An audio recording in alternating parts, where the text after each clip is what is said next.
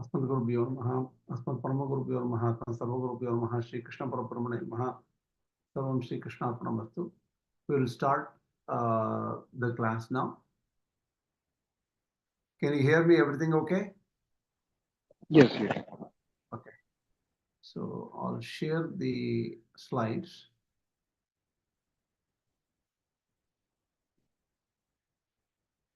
Srini Swami, thank you for sharing the slides. They are very, very useful. And no matter what, today's class will be tough because the section 4 is very cryptic in the Kena Upaniṣad.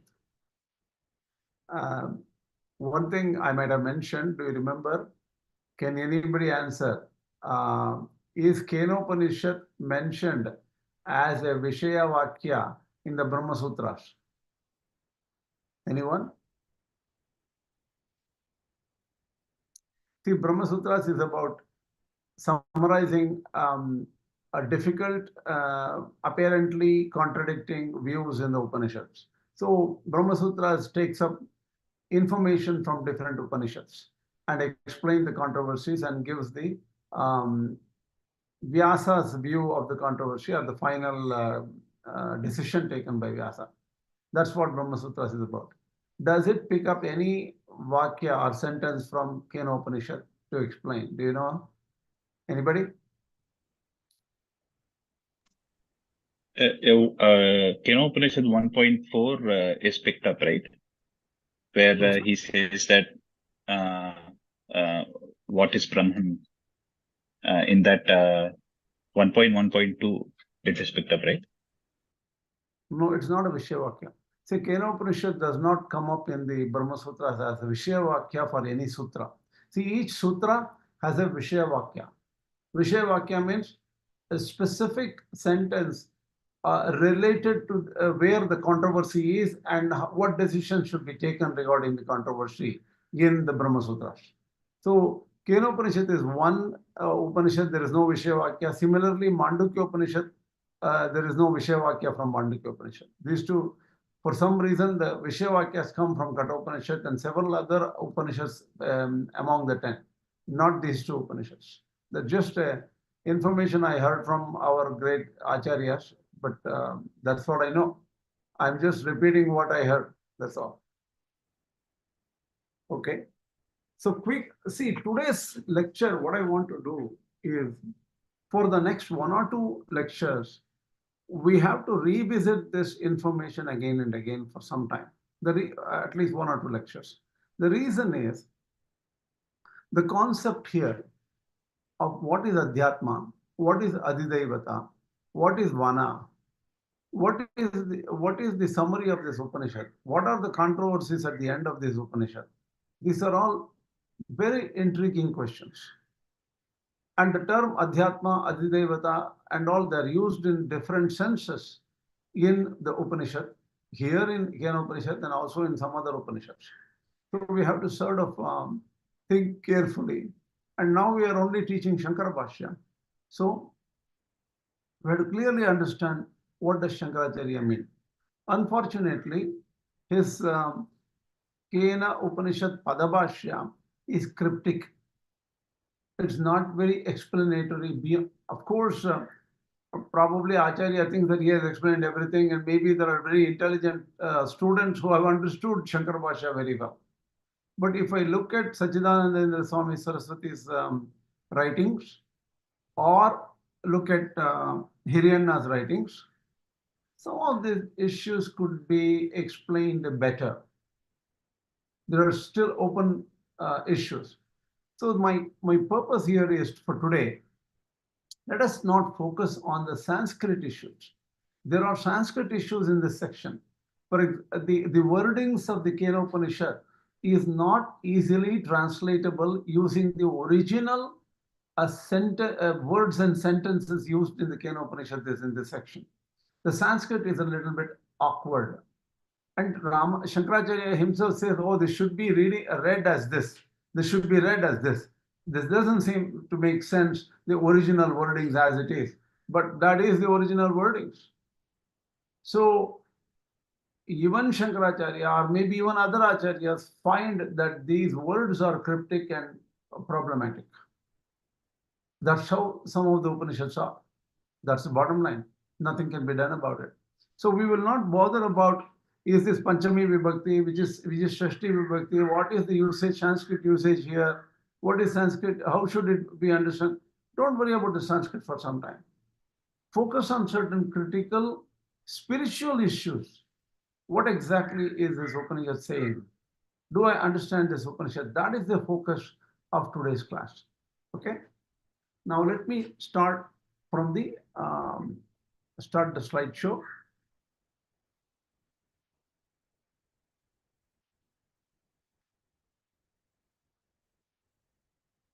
One second.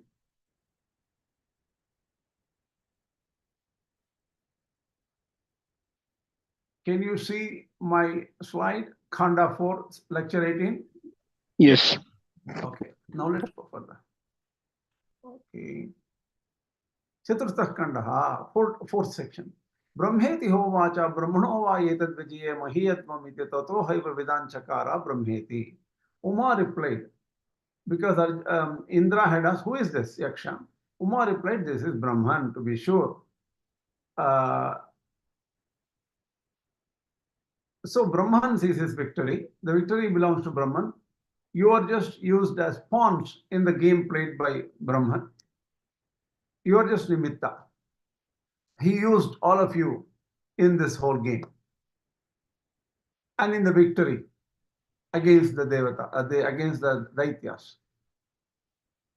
So I'm just going to show this. You can read this at leisure because this is also in Hiranyana's text directly, well organized by Srini Swami for us to understand this slides. So the simple thing is, this is Brahman. The glory belongs to Brahman. The victory belongs to Brahman. That's what Uma is saying to Indra. Brahmeti hovacha brahmano va etad vijaye mahitvam iti tato haiva Vedānta Brahmeti. This is Śaṅkara Bhashya. Sa brahmeti hovacha kila brahmanaha vai ishvarasyaiva vijaye ishvarenaiva jita asuraha. So Ishvara is this Brahman, and he won the battle against the asuras. Yuyam tatra nimittamatam. You are just pawns in that. You are just Brahman utilized you as instruments. That's all. Tasyaiva vijaye yuyam mahiyadvam mahimanam prapnutha. You are actually enjoying the glory of greatness, being a part of the divine play of Brahman, who made you people, devas, win the war against the daityas or asuras. Mithyabhimanastu Yushmakam. You had a bad, oh sorry, I just have to open my window here. Mithyabhimanastu Yushmakam. So the thing is, you have the false pride. That is the devatas, Indra and so on, have the false pride that you won because of your own efforts. Tatha tasmad umavakyat have ha eva Vedānta Brahmeti Indraha avadharana tato haiva iti na swatantrena. So the thing is, independently you did not win the war. You were helped by Brahman. Chaturthakanda tasmad va yete deva atitaramiva nyan devan yad agnir vayu ridraste hyenan nedishtam pasparshuste hyenat prathamo Vedānta Brahmeti. So these Agni, Vayu, Indra are above the other gods, for it was that touched Brahman, that is, they went close to Brahman. Indra went closer, maybe closer as we understand, to understand that strange, venerable being was Brahman. So this is Hiryana's explanation. All it says is you have surpassed. Atitaram means you have surpassed the other gods. That is the Agni, Vayu, Indra. Nedishtam means you became nearest and you touched almost close you had the nearest observation or connect with Brahman, and you went first there before the other gods. That is the idea here. The same Śaṅkara Bhashya here. Yasmad Agnivayu Indra ete devaha brahmanaha samvada darshanadina samepyam anupagataha. They went and tried to have a conversation. They did have a conversation. By the way, the Brahman has been, okay, take this straw and burn it or blow it away or something like that. So some conversation occurred, and they went very nearby. So even though they could not understand who the Brahman was. So, but still, you are better than all the other devatas because of his power and qualifications, gunas, characteristics, and all. And also luck, mahabhagyahi, anyan devan atitarami, atisherate iva ete, iva shabdartho anarthako avadaranarthova. Here, iva shabda atitaram iva is there, right? That iva shabda is useless in a way, just an addition. Or it could be to put emphasis on, some emphasis on, you're great, you people really surpassed the other devatas, something like that. Yadagmihi vayu indraha iti te devaha yasmad brahmane dishtam antikatamam priyatamam pasparshuhu. You became very dear to Brahman because you went so close to Brahman. Sprishtavanto, you touched. Yetoktaihi brahmanaha samvadadi prakarahi, because of your conversation or whatever interaction you had. Tehi yasmacha hetoh yenat brahma pratamaha pradanaha santa iti etat vidanchakara vidanchakuriti brahmeti. So you knew first that it was Brahman. Tasmadva Indro Thitaramiva Nyan Devan Tah Kienan Nedishtam Pasparshasa Kienan Prathamo Vidanchakara Brahmeti. These are the words of Uma, I think. She says, Indra is better than the other gods, for he was that touched Brahman closest, because he was there very near Brahman, and then Brahman disappeared, even though Indra did not talk to Brahman. But he understood Brahman because he was the one who stayed, and Uma appeared there, and Uma told Indra that, oh, this is Brahman. The other Agni, Vayu and all didn't know about that it is Brahman. They just left because they couldn't figure it out. Agni and Vayu are also learned only from Indra's statements, who first heard from Uma that it was Brahman. Therefore, Indra surpasses all other gods.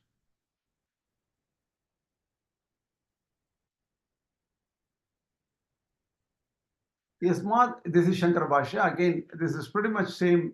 I'm just repeating. Yasmad Agni Vayu api Indra Vakyadeva Vidan Chakratuhu. That means Agni, Vayu and all only learned about Brahman through the words of Indra, who told him. Indra nahi Uma Vakyat Pratamam Shrutam Brahmeti. Indra first figured it out because he heard Uma's sentence that it was Brahman. Tasmat vai Indra Adhitaramiva Atisheta iva Anyan Devan. So Indra is better than the other devatas. Nahyenan nedishtam pasparsha yasmat sahyenat prathamo vidanchakara brahmetyuktartam vakyam. All it says is he went closest to Brahman and understood Brahman. That's all. Tasyesha adesho yedetat vidyuto vidyutada iti nyami mishada ityadhidevatam. Here starts the complex information cryptically given in the Kena Upaniṣad. Okay? Tasyesha adesho. This is an illustration of Brahman. Yadetat vidyutato vidyuta. As if it is like a flash of lightning or the twinkling of the eye. Vidyut vyadyutada. It is actually twinkling of the light. Itin nyami mishada. So the thing is, the twinkling of the eye is referred here. I'm not going to Sanskrit too much here. Śaṅkara Bhashya goes into great Sanskrit, some Sanskrit details. Let us not worry about it for now. We can come back if we need.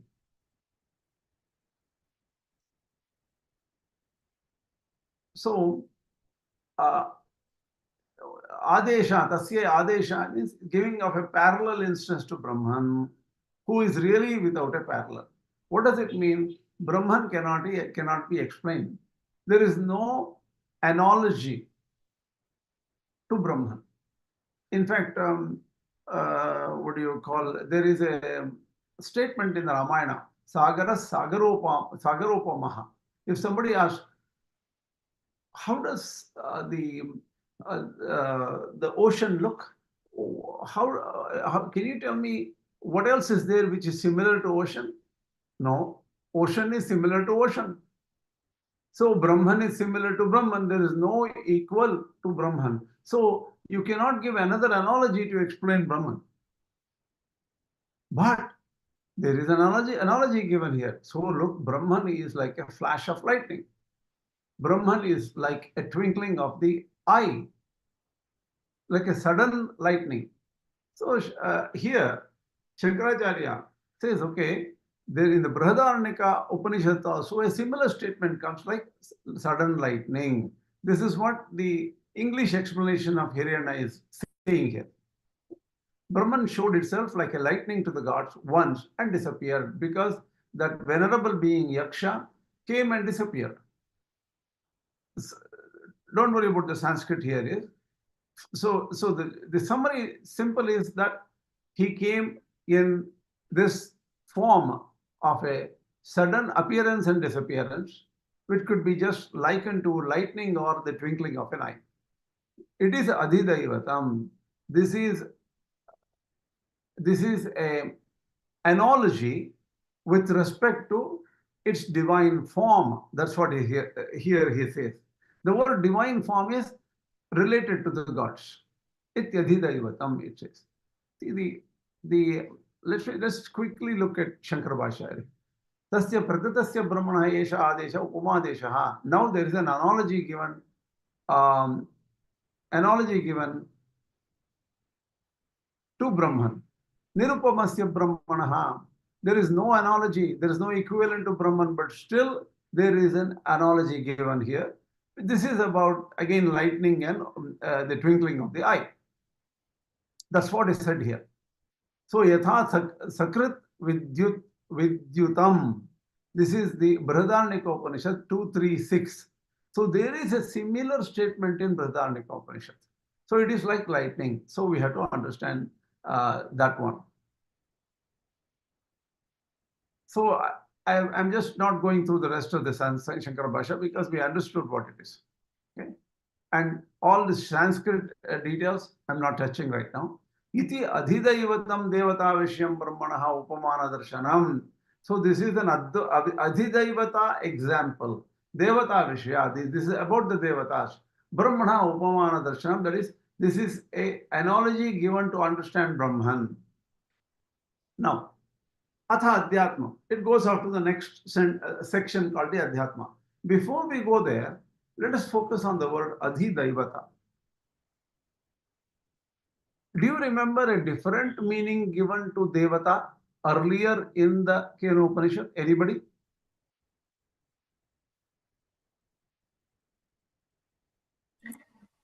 Indriyas.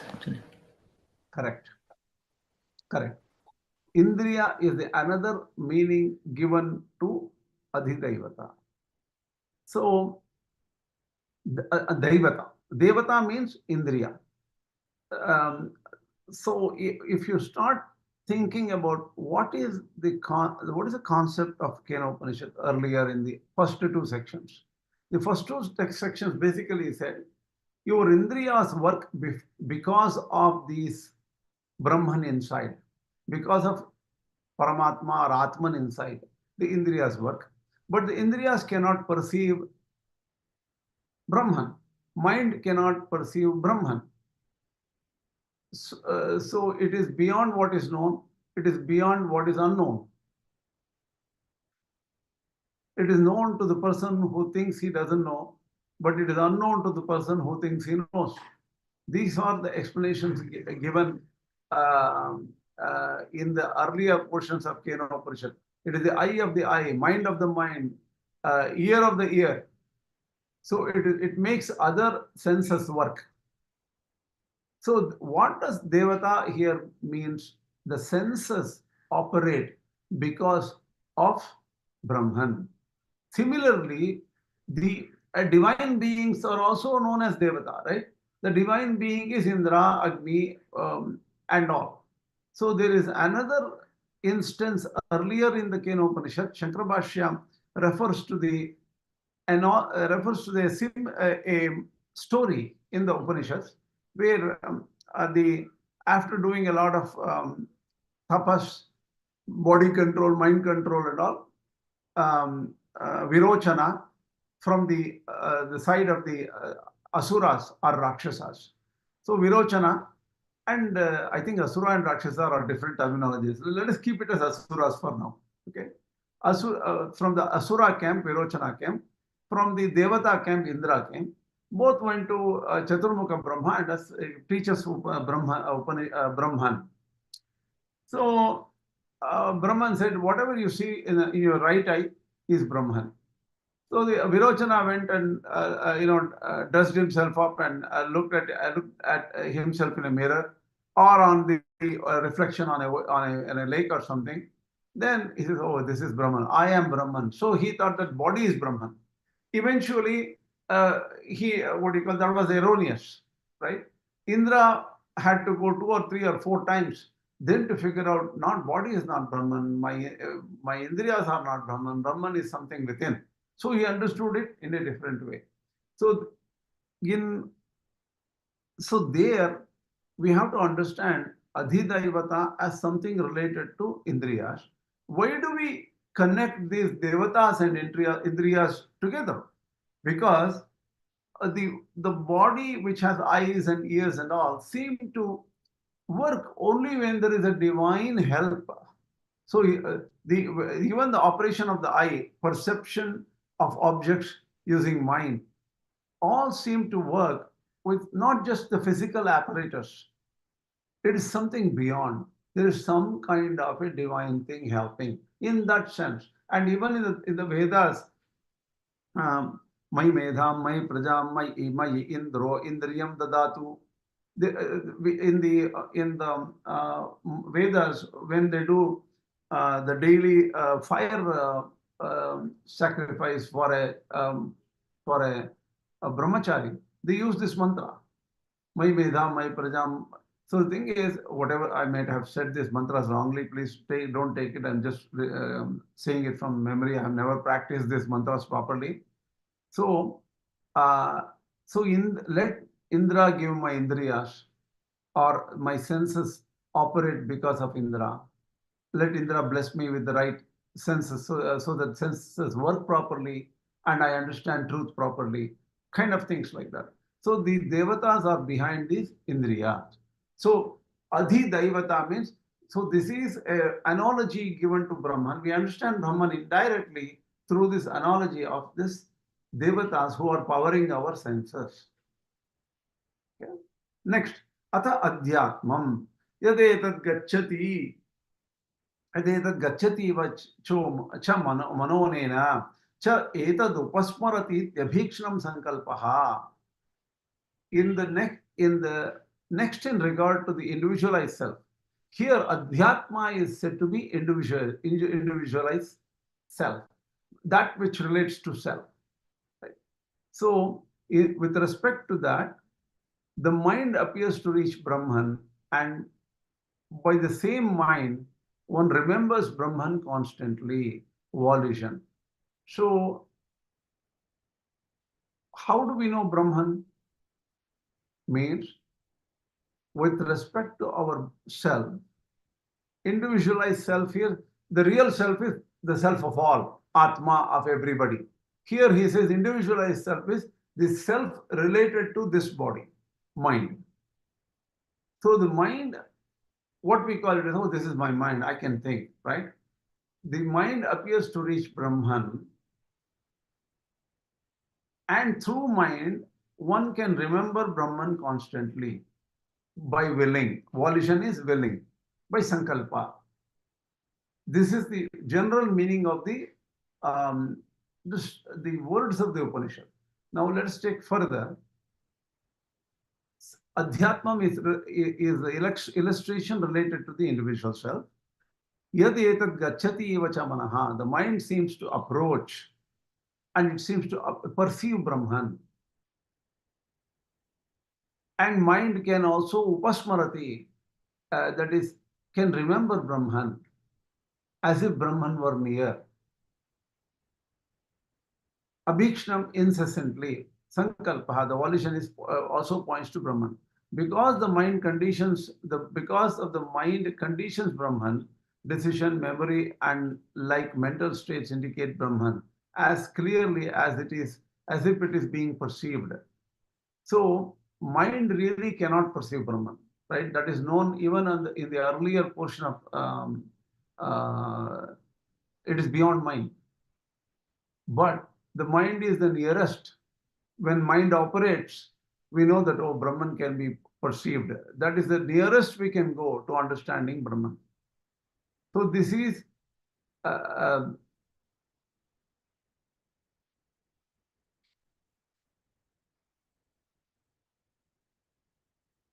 so the mind is the one which understands. Suppose a lightning comes up or a twinkling of the eye. The eye is open, then you see the world, and you close, and the world is gone. The world is not seen. So this mind operates from this limited body. So Brahman is likened to be understood through mind, as if it is a lightning, as if it is twinkling of the eye. So Brahman, when you have this analogy, you see that Brahman is something which is connected to the mental states of lightning, the mental states of opening the eye. Why is this illustration even given? Because an ordinary person needs a physical analog. Oh, Brahman is like lightning. Brahman is like opening your eyes and closing. So the thing is, this is just a parallel or an analogy given for the dull-witted person who does not have deep knowledge or Jñāna. He has to be given some way to understand Brahman, right? So an analogy is given like a lightning or something. Because for a dull-witted person who is an ajnani cannot understand Brahman, which can never be perceived by any senses. That is the idea here. So this illustration is to say that the self residing in a human body manifests itself through mental states of all sorts. That means in every mental state, you perceive things. You do so many things. That's how mind works, right? So you have to understand that Brahman is the power behind all these mental states. And you understood this earlier. Pratibodha viditam matam amritatvam hivindate. What do you call that? Is the earlier verse in the Kena Upaniṣad. In every cognition, we know that Brahman is behind the cognition. Brahman is behind the mental state. That's how Brahman is understood. Look, my mind is working. Why? Because Brahman is making it work. So that's how we understand Brahman. So here the analogy of the lightning and the twinkling of the eye is only given for the ordinary person because that person needs a physical equivalent.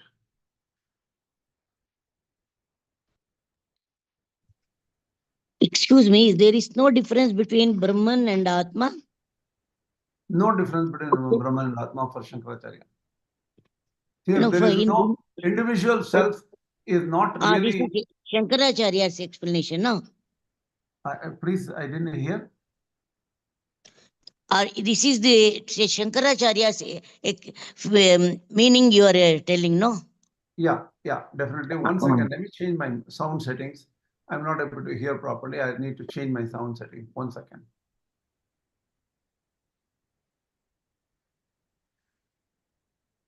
This may be better. Yes, I'm talking about Śaṅkara Bhashya only here. Oh, okay. If that is why, sometimes when you read the English, it is a little bit more complicated. I'll read the Sanskrit itself. Atha Adhyatmam अथ अनन्तरम् अध्यात्मं प्रत्यगात्म विषय आदेश उच्यते. This is the teaching of the Upanishad, Kena Upaniṣad, related to Pratyagatma. Śaṅkarācārya used the word Pratyagatma, that is inward. Parak is external. Pratyak is inward. Whatever Atma is there inside us. Inside us as a human being, right? Yadetat gacchati va cha manaha. Here his direct reference is to Brahman only. Yadetat gacchati va manaha, as if the mind is going close and understanding Brahman, which it cannot. Etat Brahma daukata iva vishi karoti iva. So Brahman is made an object as if iva, because Brahman is never an object. Yacha anena manasa etat Brahma upasmarati samipatah smarati. So Brahman is the nearest tool you have. I'm sorry, mind is the nearest or the most accessible tool you have to understand Brahman, because mind can remember. Upasmarati, mind can continuously remember. Sadhakaha, the person who wants to achieve Brahman, abhikshnam drasham. Abhikshnam means continuously he can remember Brahman as something which is like a lightning. Sankalpascha manaso Brahma Vishayaha. Then he can, instead of directing outwards, mind can focus on Brahman. So that is how, even though Brahman cannot be perceived, but Manas is the only thing we have which can go close. Mana Upādhi Upādhikatvādi Manasaha Sankalpa Smrityādi Pratyayaihi Abhivyajyate Brahma Vishi Kriyamanamiva. So when the Manas constantly looks and understands things around her, now we know that Manas is not doing by itself. Neither that the devatas are doing by himself. That is, Indra may be making our Manas work, but even Indra is powered by Ātman. Ataha Sayesha Brahmano Adhyātma Deshaha. So this is the Upadesha of Brahman related to our body-mind intellect. Body-mind intellect in relation to our body-mind intellect. Vidyun Nimeshanavad Adhidevatam Dhruta Prakashana Dharmi Adhyatmam cha Manah Pratyaya Samakala Abhivyakti Dharmi Ityesha Adeshaha. So it's interesting here. Vidyun Nimeshanavad Adhidevatam Dhruta Prakashana Dharmi. So the thing is, the Brahman appears like a lightning or just for a moment. Vidyun Nimeshanavad, like a twinkling of the eye or the lightning. So this is Adhidevata is related to, Adhidevata is something which occurs in a moment. Adhyatma is the experience of the mind. Samakala Abhivyakti Dharmi, because mind perceives so many things, then Brahman Abhivyakti comes. That is, Brahman reveals itself that, oh, he is powering all these things. Ityesha Adeshaha. Evam Adishyamanam hi Brahma. Mandhabuddhi Gamyam Bhavati iti Brahmana Adesha Upadesha. Why is the Upanishad teaching? Because ordinary person, if you say Brahman is not reachable through mind, it cannot be reachable through any senses, he is beyond mind or something, then the ordinary person will think that Brahman doesn't exist. So some relative information has to be given to the ordinary person. Say, look, your mind is working because of Brahman. All your thoughts occur because of Brahman. And similarly, Brahman is like lightning. Brahman just, so the thing is, it is something mysterious. If you say, okay, then I am trying to understand Brahman through Upādhis. Upādhi means an adjunct. Like saying, oh, the moon is behind these branches. That particular branch, look at the branch, it's shaking. That branch, behind the branch, you see a moon. So you're only explaining the Upādhis are adjunct, which is the branch, but you're referring to the moon. Similarly, directly, Brahman is invisible, not understandable, unthinkable, but you refer to, oh, look, mind is working because of Brahman. Your Indriyas are working because of Brahman. With the adjuncts, you will know that Brahman is there. nahi nirupadhikameva brahma mandhabuddhibihi akalayitum shakyam. The unintelligent person will not be able to understand the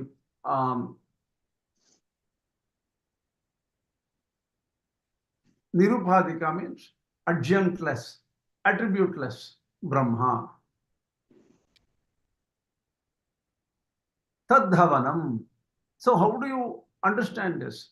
Tadha vanam nama tadvanam ityupasitavyam. You have to understand that you have to meditate upon this Brahman as the dearest of all. Saya etadevam vedabhihenam sarvani bhutani samvanchanti. Whoever meditates Brahman as the most dearest of all will also be sought by the other people. Everyone will go and respect and go and talk to this person who is meditating on Brahman as the most dearest of all. So that is how you meditate.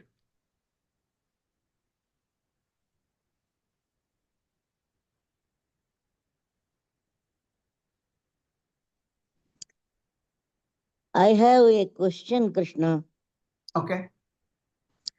See, according to Śaṅkarācārya, is the mind not product of a product of Prakriti? Does a mind think itself about Brahma? Is it not the individual Pratyekātma sees through his mind Brahma, though Good in question. ignorance? Afterwards, Good he comes question. to know Pratyekātma is the same as Brahman because it is Advaita. But the embodied Pratyekātma is there in the body, no. Repeat your So question mind because is I the want to product understand of your question Prakriti, again. Jada. Please repeat your question. Phrase it properly so that I can understand clearly. You said that mind understands. Mind, it is through mind, it is the Pratyekātman that understands the Brahman, no? True. When man is in ignorance, according to True. Advaita. True. And after understanding, he comes to know there is only one Brahma that is there in me also. True. So how True. can a mind independently understand Brahma or Pratyekātma? Good question. It is I in me that understand with my mind. Whatever knowledge through whatever I see, it goes to the individual self. Whatever I feel, it goes to the individual self. Whatever I eat, it goes to the individual self. Because the main thing in me is I, Atma. Prakriti is only a cover that helps, is an instrument that is used for Pratyekātma. True. True. In Very good ignorance, question. Pratyekātma knows that I am different, Brahma is different, according to Śaṅkarācārya. When in realization, he thinks whatever is inside is outside, everything is only one. Sarvam Brahma, Brahmasti. Sarvam Brahma. Yeah. Tvayimai cha anyatra eko Vishnu vyartham kupyasi mai asahishnu, he says. Correct. I understand. Agreed. So what you're, just for others to understand, I'm going to repeat the question so that you clearly know. What Champakamami is saying is, look, mind is a subtle matter. It cannot know. So there should be a knower inside who knows things and who is the thinker of the thoughts. There should be a knower. That is the so why do you say through mind we perceive or something like that? What is this? See, this in Śaṅkarācārya in the Kena Upaniṣad does not explain this clearly. He explains it in some other Upanishad or Gita Bhashya or somewhere about the mind. So in Advaita, this question often comes up. This is a generic question on Advaita, that if you say mind is a mute, insentient, material thing, how can it know? Then there should be a Jivatma who knows. All the, what do you call, Karta, Bodha, Jnata, the knower, experiencer has to be a Jivatma. And that Jivatma should be separate from mind. And Ah, the Jivatma has to be separate from mind. And why is this Jivatma not being mentioned here? Why is mind being mentioned here is the question. Do I understand it right?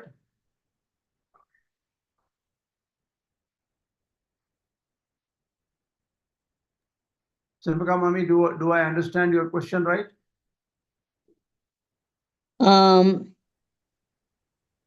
I think if it is only mind mentioned here, irrelevant to the one who is there residing, mind is not everything in us. Even that Śaṅkarācārya he knows that. Yeah. See, the thing is, Śaṅkarācārya agrees that there is consciousness within us in every way, right? And then, And he also agrees that Prakriti, matter is also there, it's also accepted. yes. Because the I, which is a part of Prakriti, if you take out from the body, it cannot see by itself. The I True. sees because the information goes to the self. Atma sees through the I with the help of mind. Mind is the internal and as well as the external Antarindriya as well as Bahirindriya for all the Acharyas. True. It works inside also as an instrument, outside also as an instrument. With they accept the Nyaya theory. Atma manasa sanyujyate mana indriyena indriyaha padarthena tataha pratyaksham. This is the process accepted by all philosophical branches, all the system of philosophy. Sure. See, for Śaṅkarācārya, this I, which is a Jivatma in a way, is only apparent. It appears like there is something called a knower. Yes, it is limited because of the body. Fine. That is why Śaṅkarācārya in Kena Upaniṣad brought a statement, Nanyathethosti drashta. Remember that Brihadaranyaka Upanishad Bhashya he brought. There is no other knower other than Brahman or Ātman. Not Jivatma. The Jivatma doesn't really exist. Jivatma seems to exist for Śaṅkarācārya. So it is, you can say, assisted by Manas as Indriya, a Jivatma knows. But really the Jivatma doesn't exist. Jivatma is basically Paramatma only. Jivatma is only Ātman for Śaṅkarācārya. Jivatma is, according to Śaṅkarācārya, Pratyagatma. That which is limited by the body. Fine. When you take out the body, the adjunct, everything becomes one, merges. Everything is one. True, but the thing is, he doesn't see. He uses the term Pratyagatma here not as a limited Atma. He uses Pratyagatma as not Jivatma here. Here he uses Pratyagatma as Atman itself.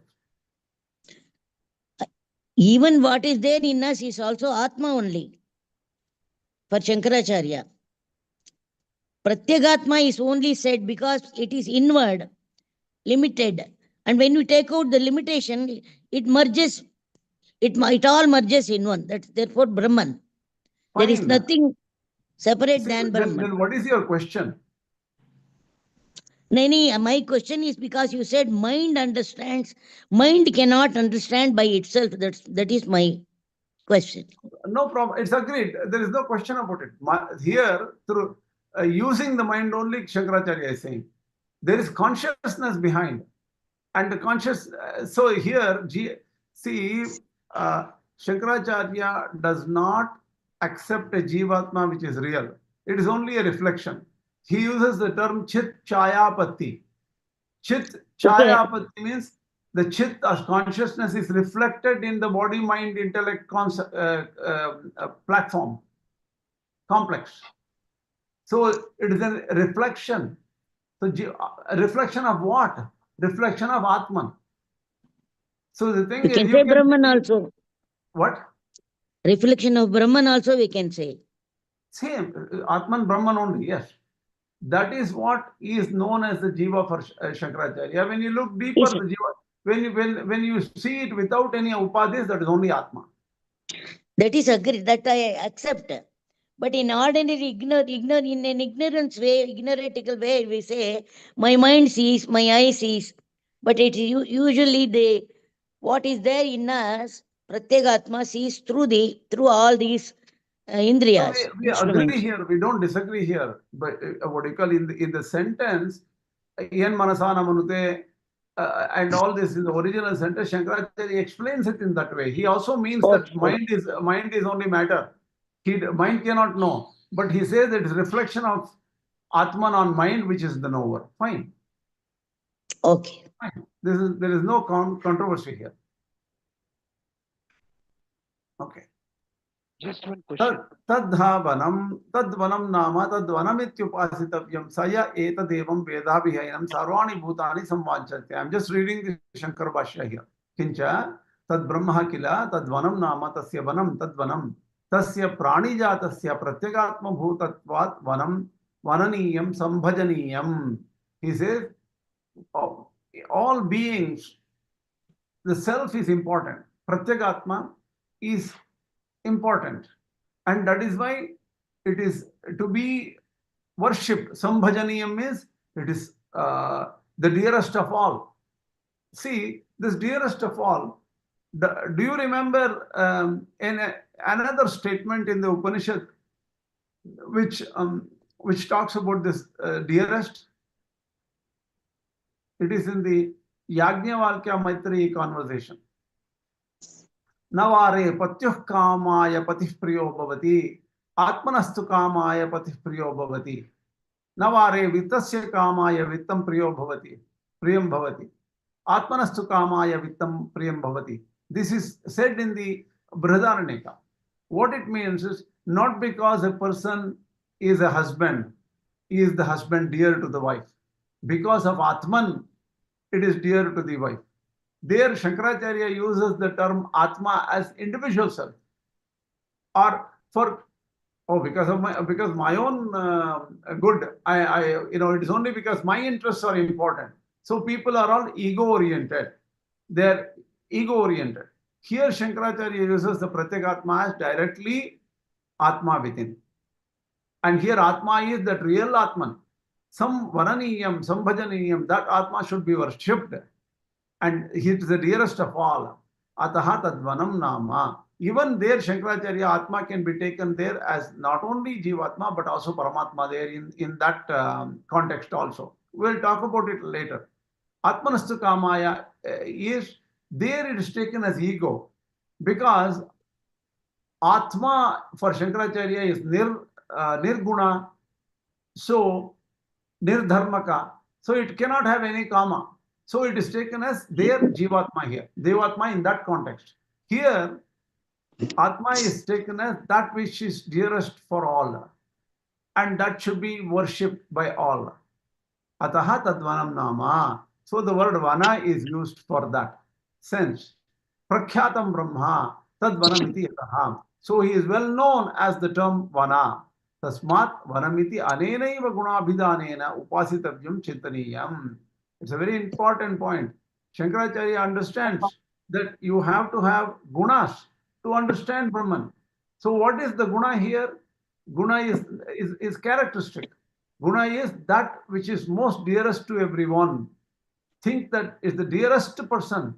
Even parents, friends, lovers, colleagues, anybody is not really dear to you. The dearest person is your own Atman Brahman. Let us use that characteristic of Brahman. We have to hold on to a characteristic. So Upāsanā or meditation is using this characteristic of Brahman as important to everybody. That's what the Upanishad is about, and that according to Śaṅkarācārya. I think here Now, I have one more thing to tell, not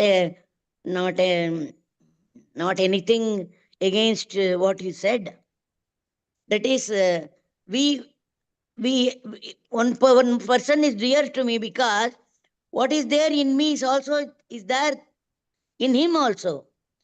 Because when I love myself, I should love others also.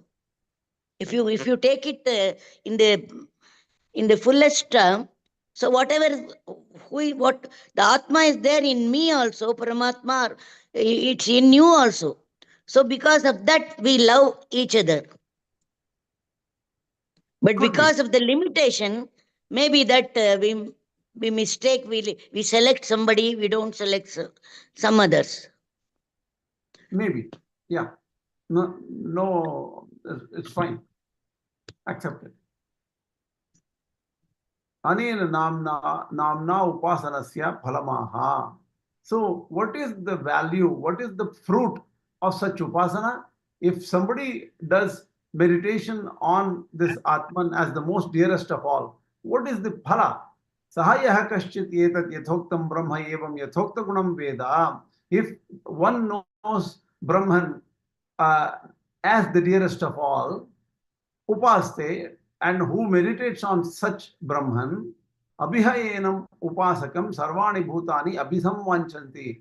Every being on earth, everybody will like, they go near this person, they want this person, they think that this person is important.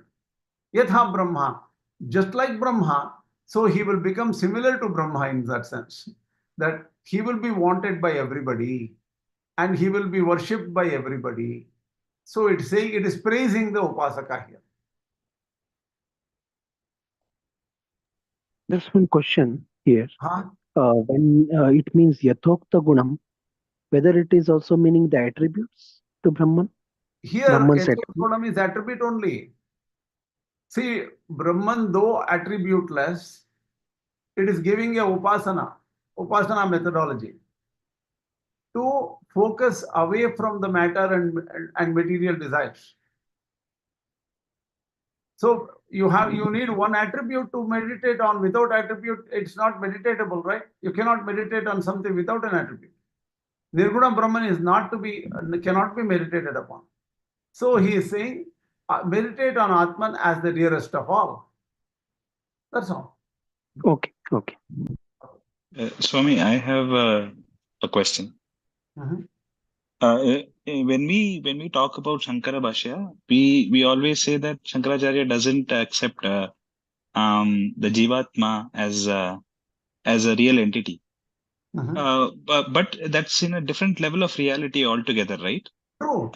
So every conversation that we are having right now is in the Vyavaharika level, mentions of Dhiraha, the one who attains immortality, all those things might not directly be referencing a Jivatma, but it means a Jivatma only, right? It means only Jivatma. So Śaṅkarācārya, for all practical purposes, accepts a Jivatma who is a knower, enjoyer, experiencer, and even a person who goes away from the body, when the body is gone, when somebody dies, the Jivatma moves to a different body. All these things are acceptable to Śaṅkarācārya in a relative or Vyavaharika level. And when we talk about Vyavaharika level, then he accepts Saguṇa Brahman as well in Vyavaharika level. Yes, he accepts Saguṇa Brahman as well. So for all conversations, everything that we are talking about is in that level of reality. So Nirguṇa Brahman is only for that person who has actually realized it. True. And that talking about that person is not even necessary, right? Not even necessary. You're right. Not even necessary. Agreed. All his shlokas, Kanakadhara, Shivananda Lahari, Saundarya Lahari, they also refers to the Saguṇa Brahman only. And through that only we can go and reach Nirguṇa Brahman. Yes. Is it that is okay? No? Yes. True. No question about it. Or you are telling, don't want to. I couldn't understand your answer, Krishna, because I'm telling what I feel. Really. I understand that. My answer is I agreed with you. So The directly we Saguṇa cannot go to Nirguṇa Brahman. It is not at all possible for everybody. But whatever exists is only the Brahman. There is nothing else. That is acceptable. But it is through only a ladder. That means physical, everything we have to cross. Vyavaharika Satya, through Vyavaharika only we have to go to Paramarthika. And when we reach Paramarthika, there is no Vyavahara there. True. See, the thing is,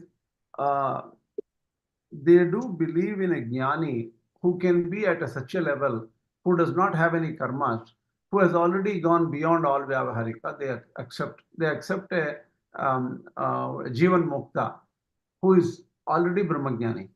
That's all. They accept a particular stage. That's all. So whatever you said is all right. Only through Saguṇa Brahma a person can get to Nirguṇa Brahma. And that is clear. That's very clear. There was But a Saguṇa comment Brahma I is could not an hear. Upādhi. Saguṇa Brahma is not an Upādhi.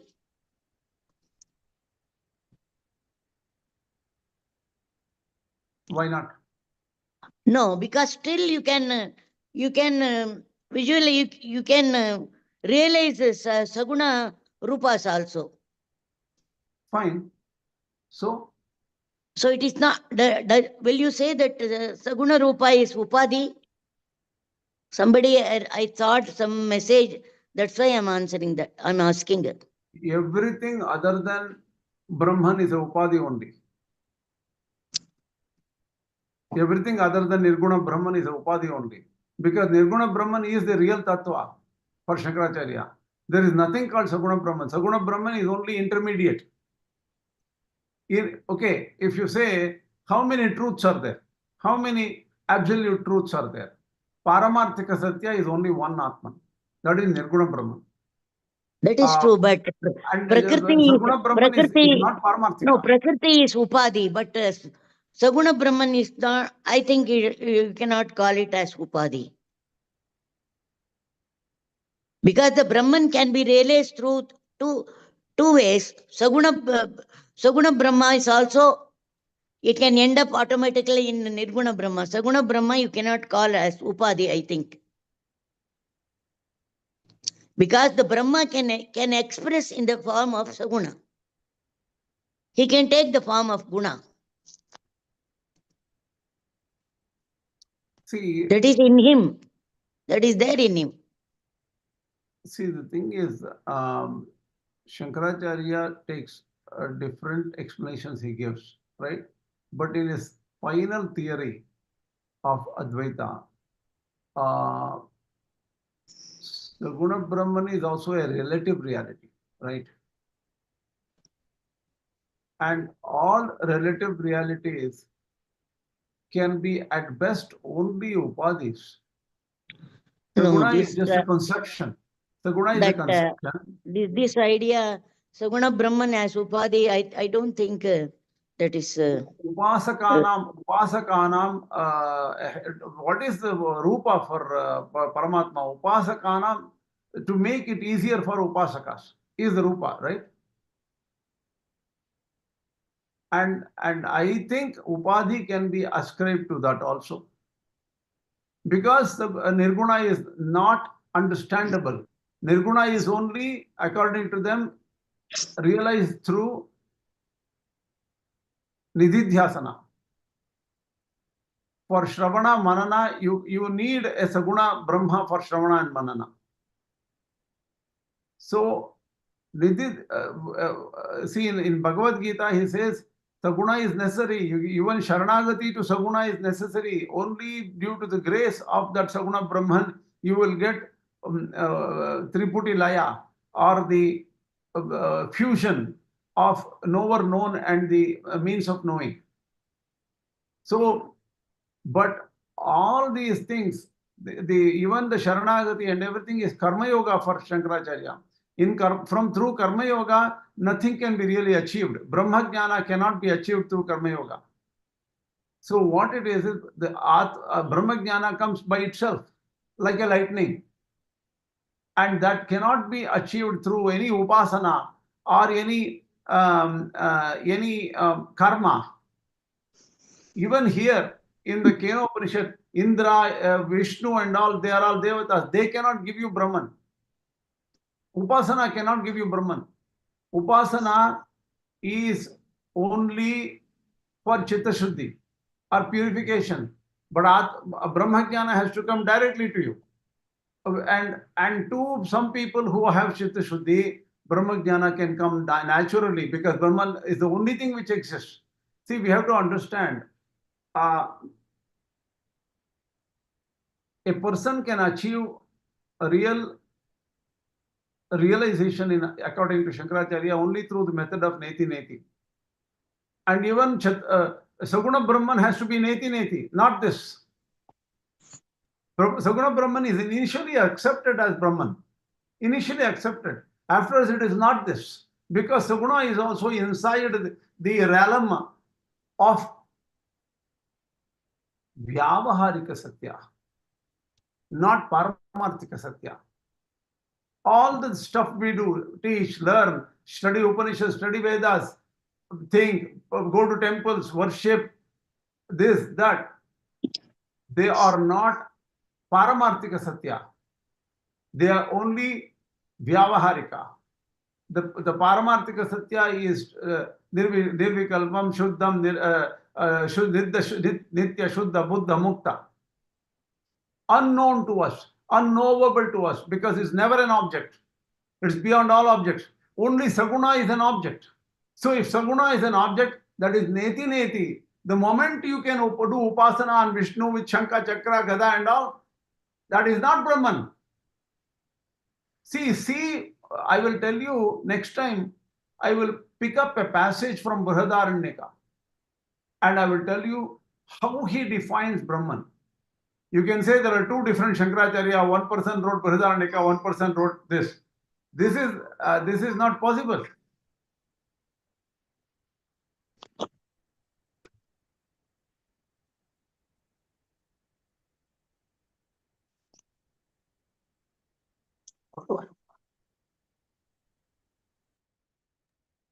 Just one thing. So, Ramanujam ji has written a very nice statement in the chat.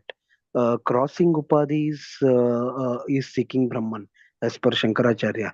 So, just wanted to check on just a confusion whether the Upādhis would mean Saguṇa Brahman over here, or would it be one's own Jivatma? Just Upādhis should mean everything other than Nirguṇa Brahman. It has to be Upādhi. Okay. Yoga, if suppose say Sarvam Khal Vidam Brahma, right? Everything is Brahman. So anything, computer in front of me is Upādhi. But computer, I don't want to go worship and offer flowers to my computer, right? So you go to a temple, Vishnu, any other devatas, you go and say this is Brahman, and you offer flowers and all those things. You worship. So that also becomes Upādhi only. Upādhi is something which is not directly Brahman, but indicates Brahman. It refers to Brahman, it indicates Brahman, right? Like Devatasya Graham means, what do you call, they say that there is a bird sitting on Devata's Graha. So the thing is, the Graha on which the bird is sitting is Devadatas, they say, right? So, but you only know the bird. You don't know that all other houses are similar. So whenever you say, so Saguṇa Brahman is just a pointer. In computer science, we talk about a pointer, reference.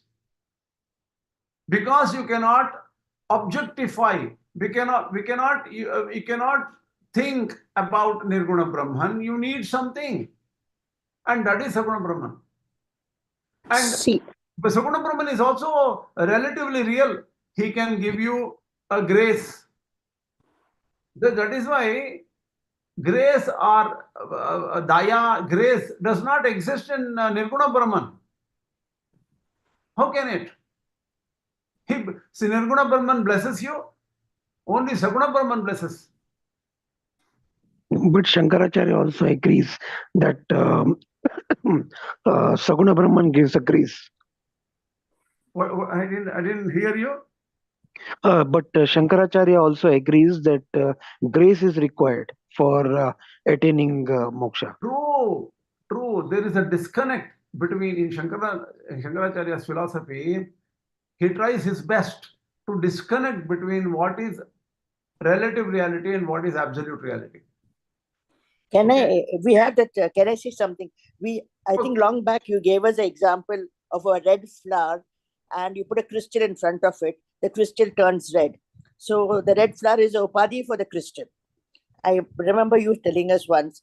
So that means the distinctions are made only on the basis of limiting adjuncts.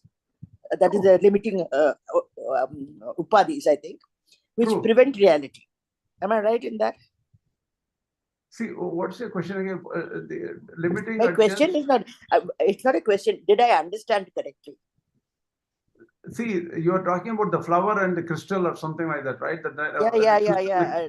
The flower is like a red flower is the Upādhi, and you put a crystal in front of it. The crystal looks red, the reflection of the flower. True. So I think you told us long back. So the red flower is Upādhi, and the crystal is the unreal, which is not real. It prevents reality. True. I mean, true. So because of the Upādhi, the crystal appears red, right? So so crystal itself does not have redness in it. red. The redness is given by the flower next to it. Yeah. So Nirguṇa Brahman doesn't have any nature of being dayalu or being angry or giver of fruits. Nothing can be ascribed to Nirguṇa Brahman. It is only through Saguṇa Brahman you ascribe it.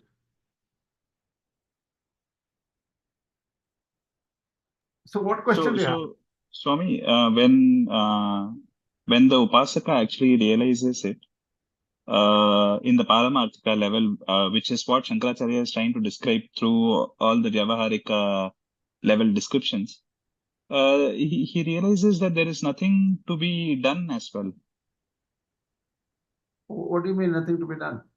All the Upāsanā and everything, because it was all in the Vyavaharika level. It was all Upādhis where he was saying things differently because of the Upādhis, right? Yeah, exactly. For Jnani, that is why he has to give up all karmas. He has to give up all Upāsanas. Jnani can give up everything. Should give up everything. So then in that verse of Pratibodha Viditam, he doesn't really get Amritatvam as a Jivatma.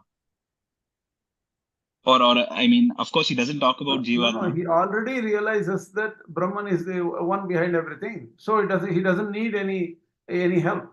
See, he is already Brahman. Why does he need to know Brahman? Yeah, right. So that's but then all these practices that he describes here is not for ignorant. For only the ignorant. Bhakti is also for the ignorant. Karma yoga is for the ignorant. According to Śaṅkarācārya. See, all these are not very clear in Kena Upaniṣad, but it will become very clear. Even here, I would say in the next few shlokas, Śaṅkarācārya will definitely make a point. Karma is not necessary for Jnani, and karma also includes bhakti. I will find that verse and tell you in the next class.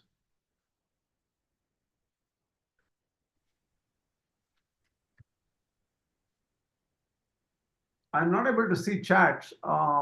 It's a little. 1 second. Let me just end the show, and let me look at the Zoom. Oops, I am not able to see chats here. Okay, chats. An intermediate understanding to meditate upon Śaṅkara, but not the ultimate. Maybe consider Saguṇa Brahman as adjunct Upādhi of so many adjuncts that it fits for Upāsanā to seek Brahman that is mentioned here as perfect. Yes, we can take Saguṇa as the most auspicious form to meditate on. Śaṅkarācārya accepts this. And Upasakanam, Saguṇa is a form for to help the Upasakas.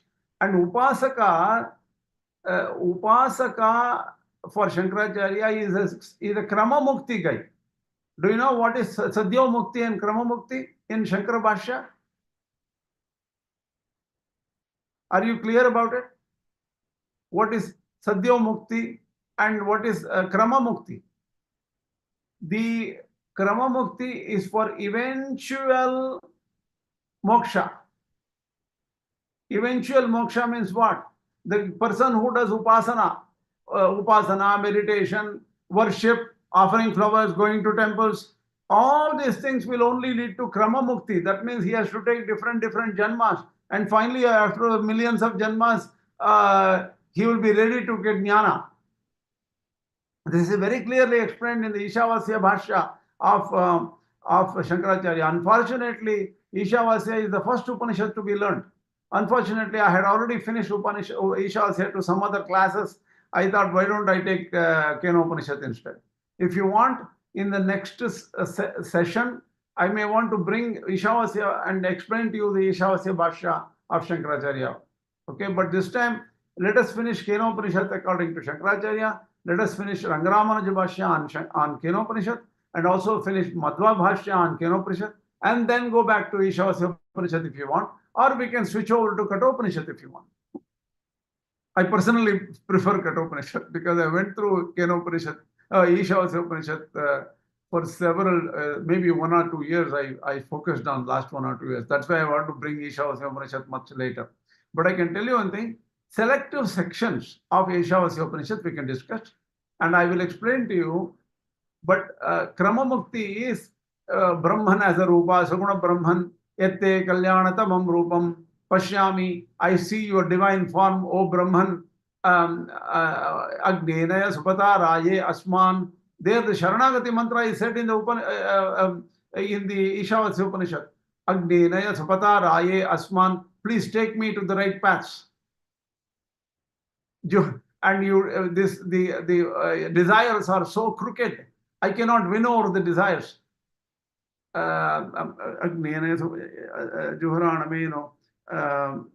is that?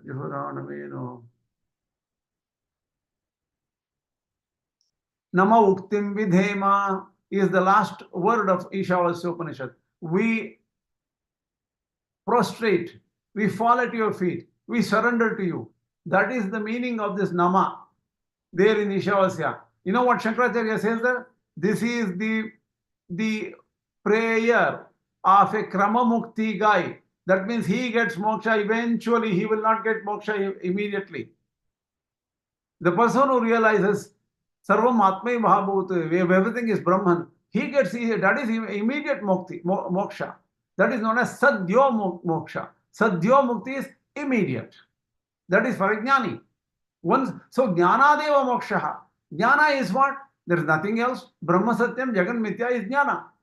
And if that Jnana comes, moksha is already there.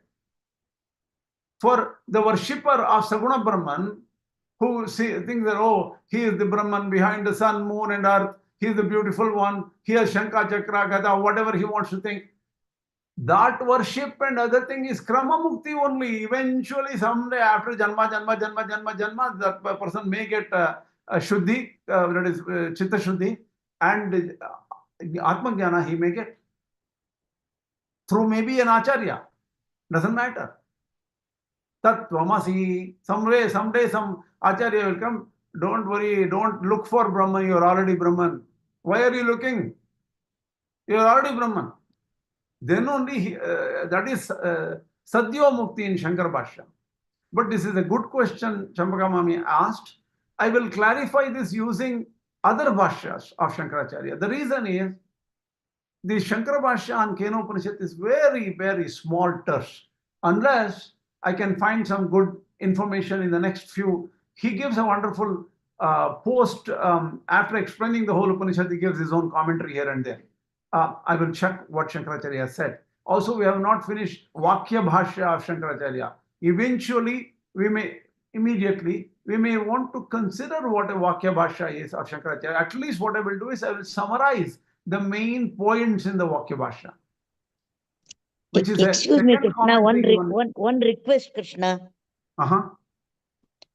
As this person Ramanujam, he is also there in our group. No, why can't he talk? And why is he only putting the chat? We are all voicing our opinion, but how? Why does he he had only? a throat. Champaka Mami, he had a throat operation. He cannot talk. Oh, That is why sorry, he's sorry. texting. So we allow him to text. We are not allowing everybody to text. If Suresh Beheraji wants to ask, I'm asking him to talk rather than texting, because it's very difficult for me to look at text. No, not only that. When you talk, we can understand the mind of the person, and it will be very true. But easy please excuse. rather Please reading the ignore this. chat. Ramanujam ji is special because he has got a throat operation. He cannot talk. Sorry. I'm very sorry. I didn't know that. Okay. Swami, Suresh I have Beheraji said, Ashtavakra just one Samhita, question. Śaṅkarācārya explained that all of this is a part of ignorance. However, sadhana, knowledge, and action are still required even for the enlightened, realized, or most aware individuals. See, I will not consider Ashtavakra Samhita, Suresh Beheraji.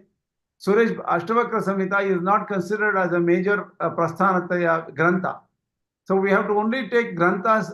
I will not take Yoga Vasishta because that doesn't even believe in Śaṅkarācārya's views properly. Even though Vidyaranya quotes from Yoga Vasishta, I will not take that. I will not take Ashtavakra Samhita because that is a what do you call? It is not a direct Śaṅkara Bhashya is not there for Ashtavakra Samhita. Ashtavakra Samhita, I don't think there's a Śaṅkara Bhashya. People are just using it. Somebody's Bhashya, they're putting it on Ashtavakra Samhita, I think. And Ashtavakra Samhita is not taken as Prasthanatraya. So let us not consider Ashtavakra Samhita. It's not necessary. Not appropriate also. We should only consider Śaṅkara Bhashya on the Prasthanatrayas. Bhagavad Gita, Upanishad, and Brahma-sūtras. That's it. If you go away from that, I will also quote Yoga Vasishta, Yoga Taravadi from Śaṅkarācārya. We don't want to use that here. Some of these works are questionable authorship. Śaṅkarācārya may not have authored it, but we know that Śaṅkarācārya gave commentaries on Prasthanatraya. One of the great acharyas who has completed, just like Madhvacharya, only Ramanuja.org did not give Prasthanatraya explanations completely by himself. So the later acharyas gave in the Vishtadvaita area. So let us only consider Prasthanatraya Bhashyas here. I would seriously advise all of you not to give so much of importance to Yoga Vasishta, Ashtavakra Samhita, and those kind of texts.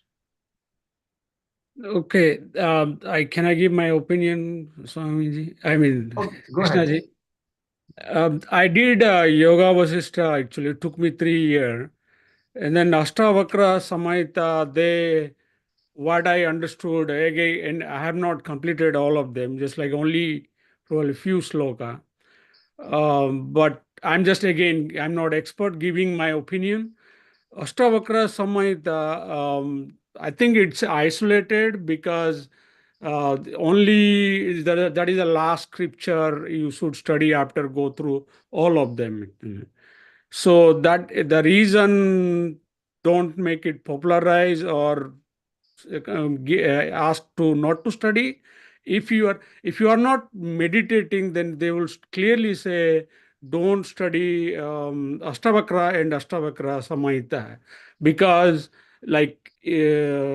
because there are a lot of side effect consequence. It is exactly same thing with Yoga Vasishta. Yoga Vasishta is like PhD in mind.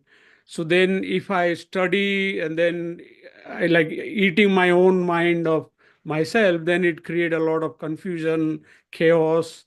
I think there is a history also part of it. See, the thing is, you may be right. Okay, I have asked my acharyas and different people. Śaṅkara Bhashya does not tally with Ashtavakra Samhita or with Yoga Vasishta. I will send you a document. There's a serious research done on Yoga Vasishta. Yoga Vasishta is not an original work. It is a part of a Mokshopaya work of Kashmir Shaivism. Okay? It is not, people say Yoga Vasishta came, it was Rama went into trouble. Vasishta explained. Even Valmiki of Ramayana doesn't even understand where Yoga Vasishta came from. There is nothing in Ramayana which talks about Yoga Vasishta, which was supposed to be a teaching of Vasishta to Ramayana. So that they're all like, it has been authored in a very awkward way. We don't know who the author is of Yoga Vasishta. So in our class, I want to only consider where Śaṅkara Bhashya was written properly. And everybody accept that this is Śaṅkara Bhashya. That's all.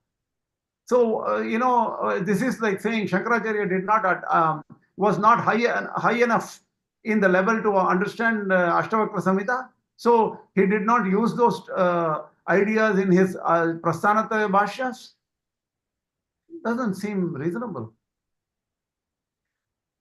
Sureshji, I will talk to you separately about it because this does not involve most other people. Why don't I call you separately some other time and talk to you about it? I will also do some extra research and get back to you. Okay?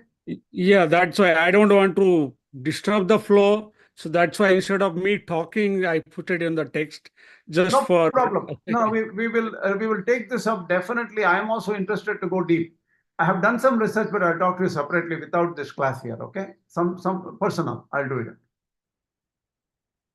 So if there is no other question, it's already 8 o'clock, 1 hour, 30 minutes roughly. So, just one question. Swami, according to Śaṅkarācārya, if Nirguṇa Brahman cannot be spoken about and everything can at best only point at it, all descriptions of Brahman, if ever he gives, is of Saguṇa Brahman only, right? True. And if at all there is a conversation of Nirguṇa Brahman, he just tries to comment to reject any descriptions. True. Neti Neti, right? Not this, not this. True. All this should be given up. Okay, sir. That is the whole process of Nidhidhyasana, the third method, right? Shravana, Manana, all this thing is Shravana, Manana only. And that is only can be done through about Saguṇa issues. Anything Saguṇa only can be heard or contemplated upon. Nirguṇa it's brought by a special process called Nidhidhyasana. They explain Nidhidhyasana. And Nidhidhyasana is directly, they will never, in that process, you have to stop all thoughts. The moment there is a thought, that means it is about an object. If there is no thought, there is no object. Then they will attain Nirguṇa Brahma according to them. That is the meaning of the term Nidhidhyasana. Okay, we will talk about it later some other time because we need to go through whatever. Swami, but the conversation between Uma and Indra, in that Uma affirmatively says that this is Brahman, right? True. But according to Śaṅkarācārya, that cannot be said so. Definitely, it cannot be said. That is why the Adhyātma and Adhidevata they are only for the dull-witted, right? Because an ordinary person cannot understand Nirguṇa Brahman. Analogies are given here. And that can be used for meditation also. Meditation is still for only Ajnani, right? Jnani doesn't do meditation, according to Śaṅkarācārya. So let us talk later because it's already taking more than 8 o'clock. I need to get somewhere today. Thank you. अस्मत् गुरुभ्यो नमः अस्मत् परम गुरुभ्यो नमः अस्मत् सर्व गुरुभ्यो नमः श्री कृष्ण परब्रह्मणे नमः श्री लक्ष्मी सम परब्रह्मणे नमः श्री लक्ष्मी हायवदन परब्रह्मणे नमः सर्वं श्री कृष्णार्पणमस्तु। नमस्कार। नमस्कार।